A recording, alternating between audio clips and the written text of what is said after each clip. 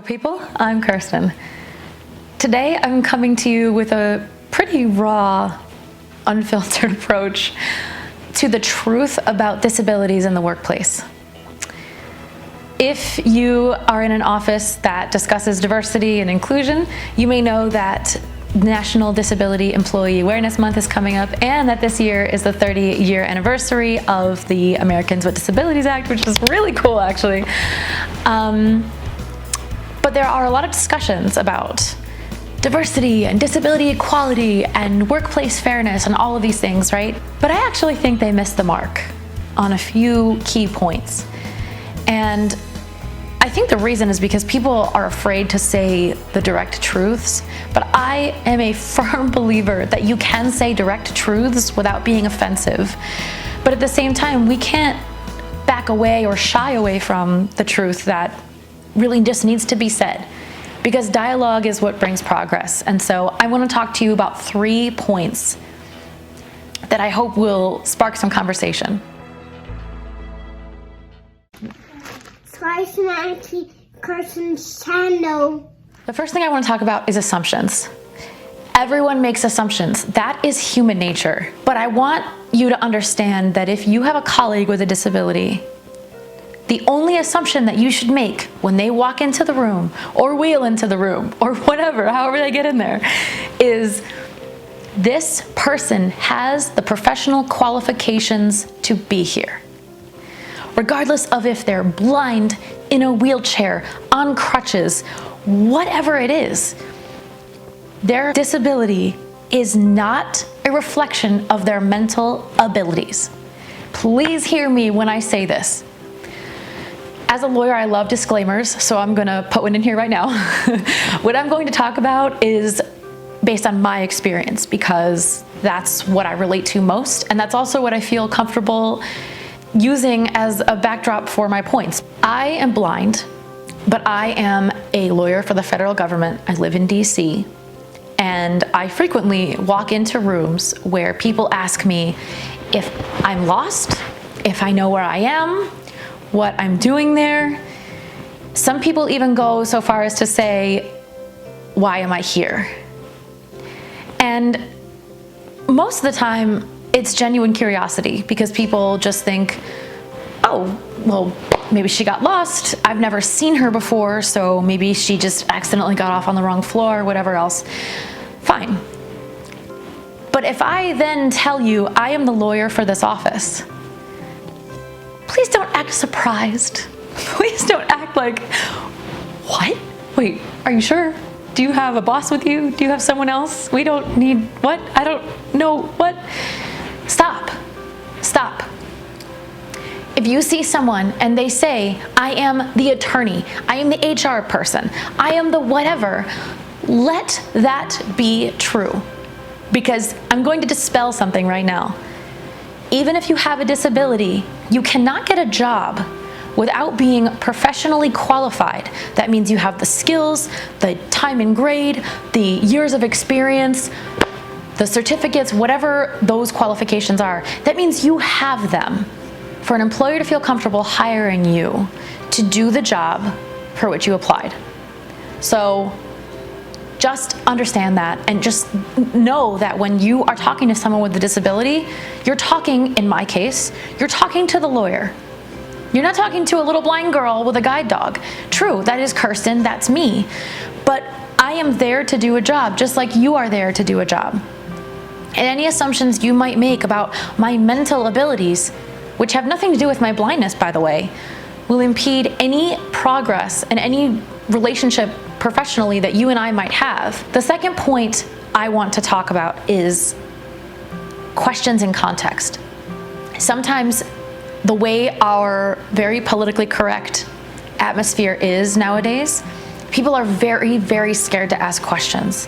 They're scared, I should say, they're scared to say the wrong thing, because people don't want to hurt anyone's feelings or be offensive.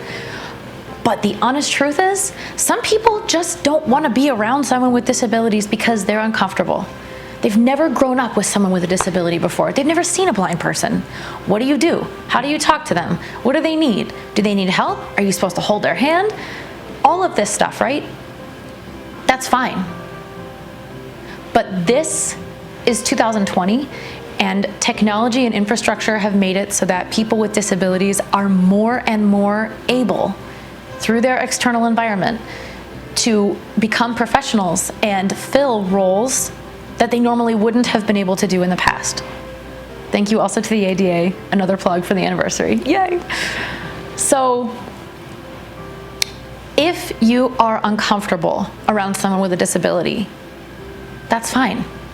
But here's the thing. They are there to do a job just like you are there to do a job. They're not going away. So the best thing that you can do to better understand them is to ask questions in context. For example, I've had situations where I'm walking with some colleagues to a meeting, and let's say it's in a room where I've never been.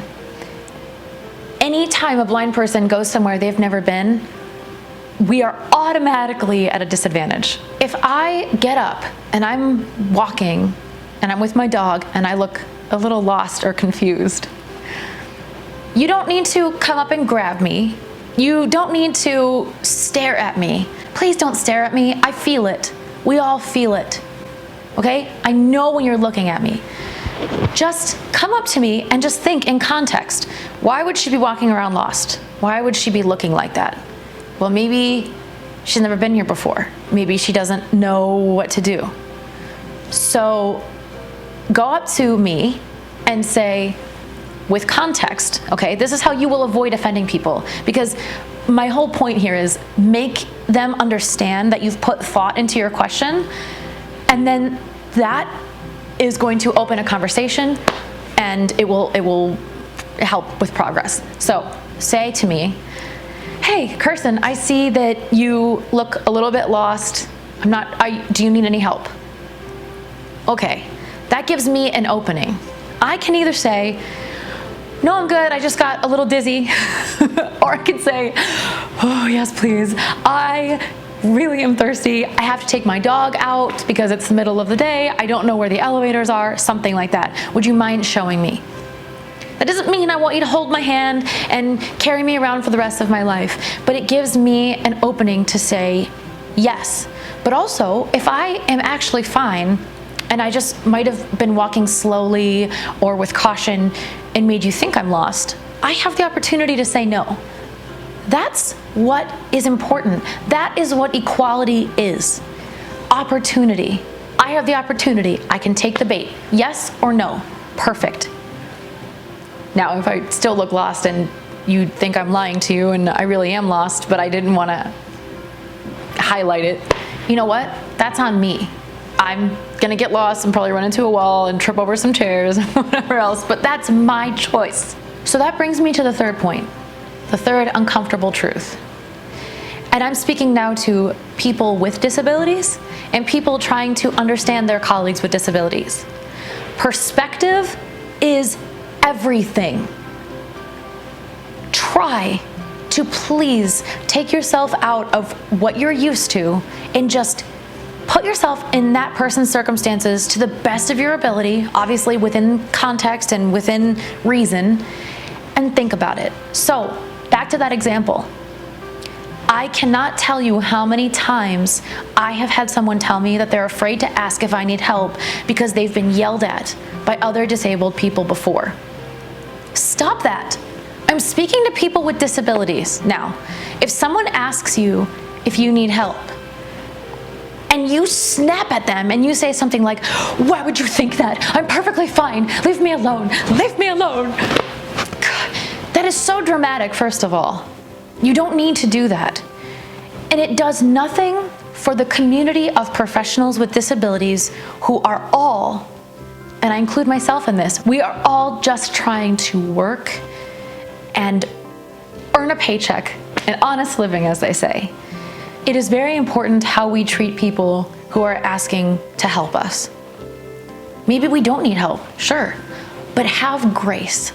Respond with grace and say, no thank you. Of course, if they persist or if they grab you or something else, which happens to me all the time, then you can inject a little more firmness and say, yo, I said no, I'm good. Thanks, dude. And if they keep going, you throw them. That's that's fine. Drop your pride a little bit. And I say that truly from a place of familiarity and understanding, because I went for so many years trying to pretend like I didn't need any help at all. I would go to school without using my cane because I was tired of getting made fun of and I wanted to just be like everyone else. But here's the truth. We are just as good professionally. And that is what has to be understood. The other perspective to consider is for people now, my colleagues who don't have disabilities, try to think about what this other person might be thinking. So, for example, I have often come across as standoffish or snobby or antisocial because I don't go to happy hours. Happy hours are pretty common, especially in DC, well, in non-COVID times. Happy hours are pretty common because it's a way to socialize with people, make some connections, network, all of that, right? I don't go to those because they're dimly lit rooms with people moving everywhere, lots of open cups for me to spill, people stepping on and nudging my guide dog. Everyone's moving around, so I lose track of my colleagues. See, I'm getting stressed out talking about it. I'm like getting anxious over here. That's the truth. It's not that I don't like my colleagues or enjoy them. I hate happy hours because they terrify me. So in context, if you are thinking of planning some kind of gathering or outing with some colleagues and you want to invite me, maybe just understand that I hate happy hours and say, okay, what would Kirsten, where could she kind of go on a more even playing field? Let's go for coffee in the morning. Let's have a lunch, a working lunch if it has to be, that's fine.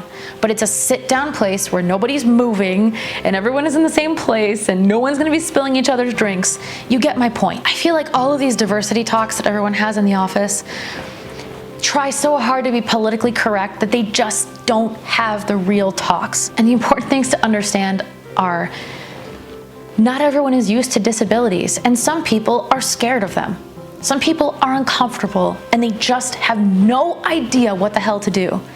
That is not a bad thing.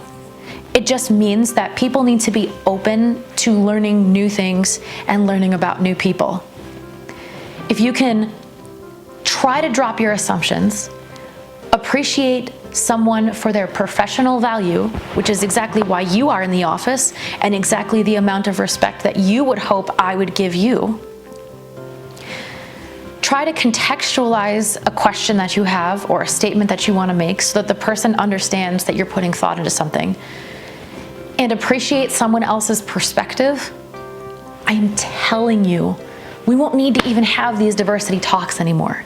It's just going to be like, oh yeah, we have a lawyer in the office, her name's Kirsten, blah, blah, blah. The fact that I'm blind will be like the 8th thing that someone might say, and it'll be because I have an adorable German Shepherd guide dog. That's the goal. Obviously, we're not there yet, and that's also okay. We have to accept where we are, appreciate where we are, because this is the time for progress. We have all of these opportunities and resources at our fingertips, and this is the time when we need to utilize them. So I hope you enjoyed this. Please feel free to leave comments down below. I'd love to continue this dialogue because I really meant it. This is the goal of this video, is to start discussions, even if people are uncomfortable. Sometimes we just have to be able to say the uncomfortable, raw truths in order to actually move on and move past things. Because that is how I really believe that people with disabilities will truly be treated with equality. Also, don't forget to subscribe. It would really help my channel. And watch my other videos too. I make videos about all different kinds of things, so enjoy. I'm still trying to figure out what I want my channel to be ultimately, but really it's all about being raw and about being sincere and real. So I hope you enjoyed. Thank you so much for watching. Share this with your friends. Let me know if you have any more questions. Slide into my Instagram DMs if you want to just continue a chat without being seen in the comments. And don't forget that throughout these discussions and these chats, it can get a little heated. So just remember to stop, take a deep breath, and smile for a second. I'll see you in the next video.